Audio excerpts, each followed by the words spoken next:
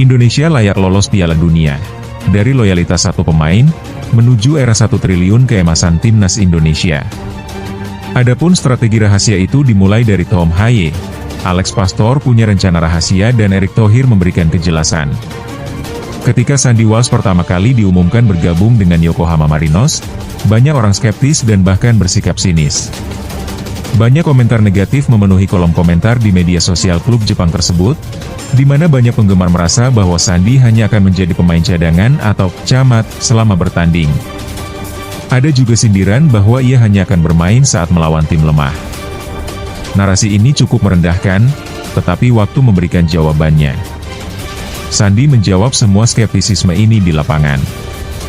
Dengan dedikasi dan konsistensinya, ia berhasil menjadi starter di posisi yang tidak umum ia mainkan, yaitu bek tengah. Hasilnya, timnya meraih kemenangan pertama musim ini dan menjaga gawang mereka tetap bersih dari kebobolan. Ia tidak hanya tampil rapi, ia merupakan poros utama, pengatur ritme di lini belakang, dan jantung pertahanan Yokohama Marinos. Dalam ajang ICL, Sandy terus dipercaya, dan kritik yang mengatakan ia hanya akan bermain melawan lawan yang lebih lemah mulai sirna. Kini publik Jepang mengakui kualitasnya, Sandy bukan sekadar bek kanan biasa, melainkan pemain dengan karakter dan potensi yang tinggi. Namun, perjuangan Sandy tidak berhenti di klub. Di tim nasional Indonesia, ia juga berjuang untuk mendapatkan posisi utama di bawah pelatih Patrick CL. Di posisinya terdapat Kevin Dick dan Elianur Renders, tetapi Sandy bukan tipe pemain yang mudah menyerah. Ia tahu bahwa ia memiliki kemampuan untuk beradaptasi dengan berbagai posisi dan memiliki peluang besar untuk menjadi starter utama bagi Patrick CL. Siapa yang bisa melupakan fakta bahwa Sandy Walsh adalah satu-satunya pemain yang pernah mencetak gol ke gawang Jepang dan Arab Saudi dalam pertandingan tandang? Itu bukan sekadar statistik, itu adalah bukti bahwa ia adalah pembeda di lapangan, bahkan ketika menghadapi tim besar sekalipun. Sandy bukan hanya pemain diaspora biasa, ia menjadi simbol era baru sepak bola Indonesia, sebuah simbol dari loyalitas, kesabaran, dan mimpi yang diperjuangkan selama bertahun-tahun. Ia membuka jalan bagi banyak pemain keturunan lainnya yang saat ini berkumpul memupuk mimpi menuju Piala Dunia. Dalam tim nasional, Sandy lebih dari sekedar pemain. Ia adalah simbol harapan, pengorbanan, dan masa depan Garuda. Kontras dengan Sandy yang vokal dan ekspresif, ada Calvin Verdong, yang lebih tenang dan menyendiri. Verdong datang tanpa banyak sorotan media, beraksi di lapangan dengan minimal kata-kata. Justru disinilah terletak kekuatannya. Dalam pertandingan krusial melawan FCTRK, Verdong tampil luar biasa dan menyumbang kemenangan tipis 1-0, dengan kontribusi signifikan di sisi kiri lapangan. Tanpa perlu banyak gestur atau selebrasi, ia menunjukkan kualitas permainan yang konsisten, membuat pendukung merasa bangga. Publik sepak bola Indonesia tidak akan lupa betapa pentingnya peran Verdong dalam skuad Garuda. Masih ingat saat ia melewati pertahanan Arab Saudi dan memberikan assist untuk gol Marcelino? Itu adalah momen magis dari seorang yang pendiam, berjuang habis-habisan untuk negara. Menariknya, saat tubuhnya hampir menyerah karena kelelahan, ketika kakinya mengalami kram, Verdong tetap memaksakan diri untuk berlari kembali ke pertahanan tim. Ia tidak pernah setengah hati membela negara dan sang ayah, dan di balik wajah tenangnya, ada semangat yang menyala. Kini kita menunggu kapan lagi dia akan membuat kejutan. Setelah ditemukan dalam latihan, terjun ke lapangan, dan menghadirkan momen-momen magis untuk timnas. Di balik kesuksesan tim nasional, ada sosok yang memberikan nuansa berbeda, Alex Pastor. Ia bukan sekadar pelatih, melainkan bagian dari rumah baru yang bernama Indonesia. Alex bukan pelatih biasa, karena ia menyelami budaya Indonesia dengan mendalami buku Atlas Fun Indonesia, yang membahas tentang sejarah dan geografi Nusantara. Ia belajar untuk memahami masyarakat, menghargai keberagaman, dan bahkan mengucapkan selamat menjalankan puasa kepada umat muslim.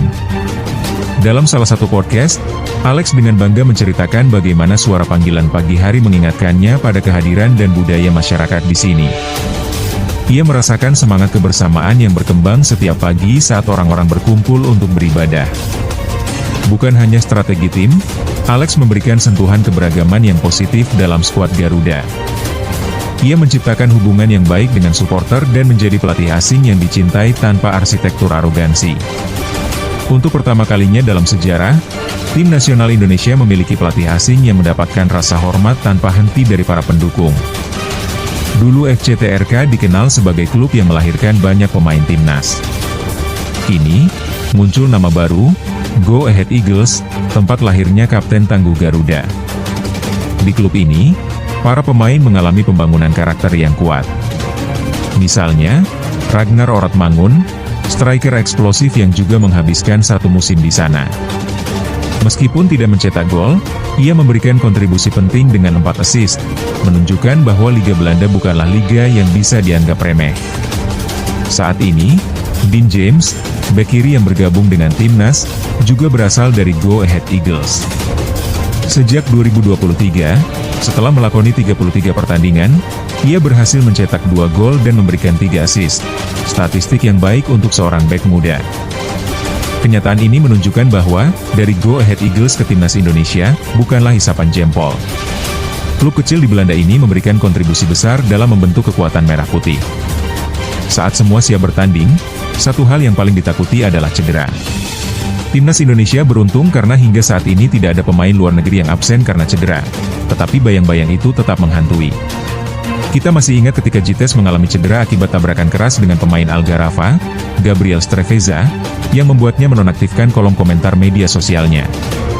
Hal serupa juga terjadi pada Kevin Dix saat berduel keras dengan pemain Chelsea, di mana netizen panik dan khawatir. Tak lama kemudian, kebangkitan dari situasi seperti ini memperlihatkan bahwa cinta boleh besar, namun tetap harus menjaga etika. Jangan sampai dukungan kita mengarah pada tindakan toksik yang merugikan perjuangan pemain yang sudah berjuang untuk tim. Begitu pula dengan pelatih visi Quintin Jacoba, yang menjadi korban bullying online dan lelucon yang berlebihan. Tuduhan menyimpang dan komentar ofensif membuatnya merasa tidak nyaman. Staf profesional yang seharusnya membawa perubahan justru disambut dengan candaan menyakitkan. Akhirnya memaksa dia menutup kolom komentar Instagramnya. Kini, saat pemain dan federasi telah berupaya meningkatkan standar, supporter juga perlu berkomitmen untuk menjaga marwah timnas, tidak hanya di atas lapangan, tetapi juga di media sosial. Ketika kita merasakan kekecewaan terhadap timnas Bahrain dan Qatar karena dianggap bermain curang, ada satu negara yang menyentuh hati kita, timnas Irak. Mereka bermain keras, namun sportif, tanpa diving atau manipulasi waktu. Irak tampil seperti prajurit sejati di lapangan, dan hubungan antara supporter Indonesia dan Irak semakin harmonis. Media Irak pun sering memberikan pujian kepada timnas Indonesia. Meskipun kita bertemu dengan Irak sebanyak 4 kali dalam waktu dekat, kita selalu kalah. Namun, tidak ada kebencian, melainkan pemahaman bahwa kita tidak hanya tidak menerima kekalahan, tetapi juga tidak siap jika tim kita dicurangi. Irak menjadi simbol perjuangan yang sama, dua negara yang kuat dan sering diperlakukan tidak adil oleh negara lain. Harapan kita adalah ketika Piala Dunia 2026 tiba, Indonesia dan Irak akan berdiri sejajar, menyanyikan lagu kebangsaan masing-masing dan menunjukkan bahwa Asia tidak hanya identik dengan Jepang dan Korea, tetapi juga dengan Irak dan Indonesia. Di era baru ini, statistik tidak pernah berbohong. Jika statistik mencerminkan kualitas, maka nilai pasar dan market value menggambarkan penghormatan dunia terhadap skuad Garuda.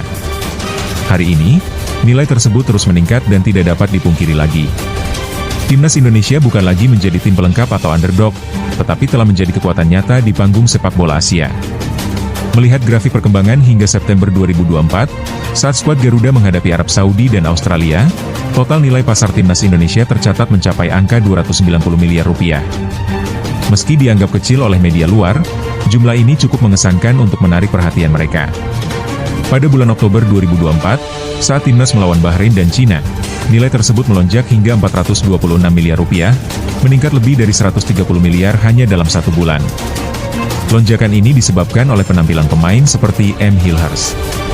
Pada bulan November 2024, saat menghadapi Jepang dan Arab Saudi untuk kedua kalinya, nilai pasar kembali meningkat menjadi 547 miliar, saat nama-nama seperti Jites, Tom Hee, dan Kelvin Verdong mulai menarik perhatian klub-klub Eropa.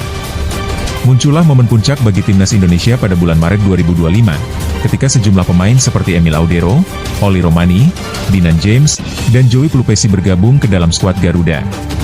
Akibatnya, nilai pasar timnas Indonesia berhasil menembus angka 640 miliar rupiah, tetapi ini baru permulaan. Erick Thohir menegaskan bahwa ia tidak akan berhenti, karena PSSI terus berupaya meningkatkan kekuatan tim dengan menciptakan strategi yang lebih baik. Saat diaspora lainnya semakin banyak bergabung, Alex Pastor dan Patrick CL bekerja keras membangun sistem yang solid. Semua ini bertujuan agar pertandingan melawan Australia dan Bahrain menghasilkan kemenangan bagi timnas Indonesia. Ketika peluang Indonesia menuai sukses di Piala Dunia semakin terbuka lebar, kita tak bisa mengabaikan potensi jika pada bulan Juni 2025 nilai pasar timnas Indonesia dapat mencapai lebih dari 1 triliun rupiah, sebuah angka yang sebelumnya hanya bisa kita bayangkan. Jika hal itu terjadi, Indonesia akan menjadi satu-satunya negara Asia Tenggara dengan nilai skuad setara klub-klub elit Eropa.